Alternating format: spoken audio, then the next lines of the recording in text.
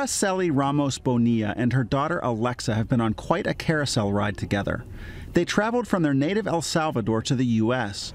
Ramos was arrested after illegally crossing the border, and U.S. immigration authorities seized Alexa. Yo les expliqué a ellos que yo había sido acusada falsamente y que yo no era delincuente. Ramos, who left for America in search of a better life, was sent back home. Alexa remained. While their 15-month separation began during the Obama administration, the issue has become even more pronounced under President Donald Trump. We will build the wall.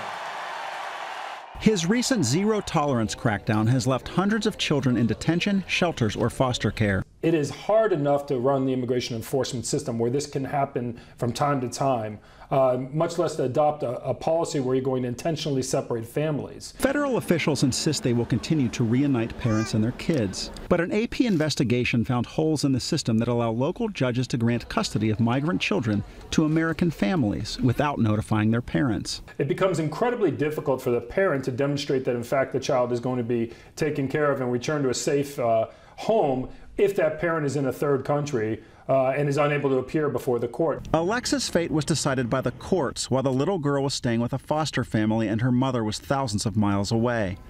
It took less than half an hour for a Michigan judge to grant temporary guardianship to Alexa's foster parents. I would say it was a failure. Right, like the system didn't work. The federal system that had custody of Alexa says the state courts never should have allowed foster parents to get that far.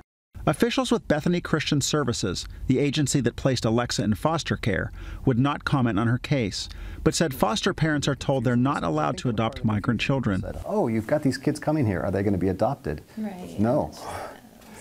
And in fact, they should be back with their families right away. But since the 1980s, Bethany acknowledged that 9 of the 500 migrant children assigned to its foster program have been adopted. The agency couldn't find their parents, or it was determined it wouldn't be safe or possible for them to go back to their families. Eventually, federal prosecutors stepped in and ordered that Alexa be sent back to her mother in El Salvador. Que van para Estados Unidos y están separadas de sus bebés, pues que no dejen de luchar porque uno por sus hijos es capaz de ir hasta el fin del mundo, que no dejan de luchar porque son nuestros hijos y no son de ellos. Just like she fought to get Alexa back. Mike Householder, The Associated Press.